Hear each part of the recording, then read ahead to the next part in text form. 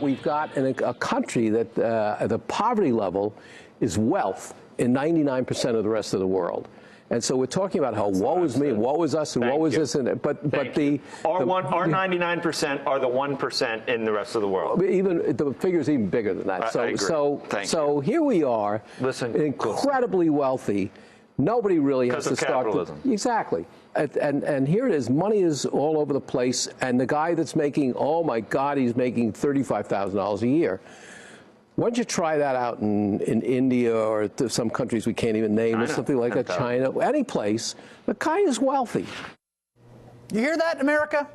You hear that, 46.5 million people who are living in poverty in America? Do you hear that, 47 million people whose food stamps were cut?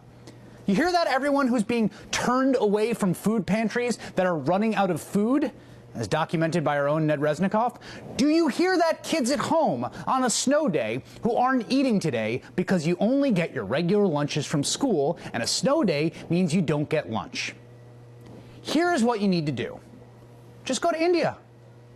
Why all the whining? All the time. Whining, whining, whining. All right, the views you just heard at the top of this segment were those of Bud Conheim, the bebow-tied, befleeced, and bespectacled co-founder and CEO of Nicole Miller. Here's the thing. It seems like every day there's some headline of some rich guy saying something that reveals a bafflingly incorrect and blinkered view of the world and of the fundamental problem of inequality. It's not just Bud Conheim. Remember less than a week ago, we were treated to the oddly detailed opining of AOL CEO Tim Armstrong as he explained to his employees why he was making changes to their retirement plan, saying, quote, "We had 2 AOLers that had distressed babies that were born, that we paid $1 million each to make sure those babies were okay in general. So when we had the final decision about what benefits to cut because of the increased healthcare costs, I made the decision to basically change the 401k plan." Armstrong later apologized and reversed his proposed pension changes. But those comments seem to display, among other things, a bizarre blind spot in his empathetic faculties to have pointed to some employees' desperately sick children on a company phone call so that everyone at the water cooler the next day would wonder, who's the one that messed up our 401k plans? And sandwiched in between these two sterling instances of humanity, we have billionaire real estate mogul Sam Zell, right out of 1% Central Casting. The, quote, 1% are being pummeled because it's politically convenient to do so. The problem is that the world and this country should not talk about envy of the 1%. It should talk about emulating the 1%. The 1% work harder. The 1% are much bigger factors in all forms of our society. Let me tell you something about Sam Zell. He bought the Tribune Company in 2008 for $8.2 billion, an extremely highly leveraged deal. It was widely regarded, I reported on it at the time, as an unsustainable debt structure that would implode in on itself. Well, guess what? Less than a year later, the company went bankrupt, listing $7.6 billion in assets and $13 billion in debt. More than 4,200 people lost their jobs, but despite the company's troubles, executives received tens of millions of dollars in bonuses. Sam Zell is like the action movie hero who throws the lighter behind him, not bothering to look back at the explosion. That's Sam Zell. Try doing what Sam Zell did if you are not in the 1%. So what the heck is wrong with these people? Joining me now, venture capitalist and technology entrepreneur Nick Hanauer, a member of the 1%, who's going to explain to me what the heck the deal is. What is your response when you see these are not isolated incidents? This has actually been a recurring theme, I'd say. Unfortunately not. No, particularly I think since the crash and Obama's election, there's a certain subsection. Obviously, I don't want to paint with a broad brush. There's tons of people who make a lot of money who have fantastic politics. There's a certain subsection who are convinced that they are under siege and are just not going to take it anymore.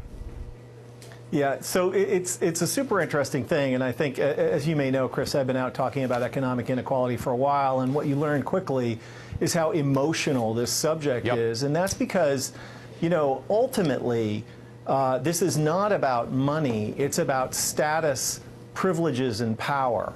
And, you know, the current sort of trickle-down economic orthodoxy is amazingly confirmatory of the power and status and privileges of people like Sam Zell and others, right? The idea that markets are perfectly efficient, that the rich business people are job creators. All of this is basically designed to confer power and status on these folks. And so when you begin to challenge that status by calling into question the idea that, for instance, that economic inequality is a good thing, which is what they would hold, again, you're not challenging their pocketbooks, you're challenging their manhood. And you have to remember that for a subset, look, this is my world, I know a lot of these folks, and so, for a subset of these people, the most important thing in the world is status, privilege, and power. They have sacrificed everything for it. These are the people who did not go to their kids' soccer games, right?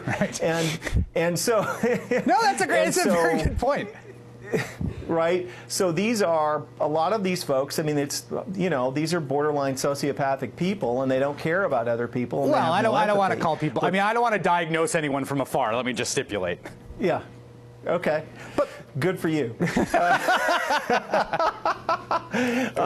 But anyway, I mean, but you just have to recognize that people, look, not everybody in the top 1% is a sociopath. I don't mean to say that, but power and status and privileges are enormously important to people in general, and they're doubly important to people who have worked relentlessly for them their whole lives. The point you're making there about the emotionality, I think, is so key, because there is this story that you tell yourself, in the process of success, in which you've got this sort of positive feedback loop, and a lot of these people, I'm sure Sam Zell's had many dark nights of the soul, and he's been through troubled times when it felt like the whole thing was going to fall apart, and there's this kind of feeling of, don't you understand how hard it is to get where I got? Yes. But also, Chris, look, everybody has to be the hero of their own story. Yep. That's just the true of people. And so if you accept, for instance, the efficient market hypothesis, the idea that markets are perfectly efficient, then the rich deserve to be rich and the poor deserve to be poor.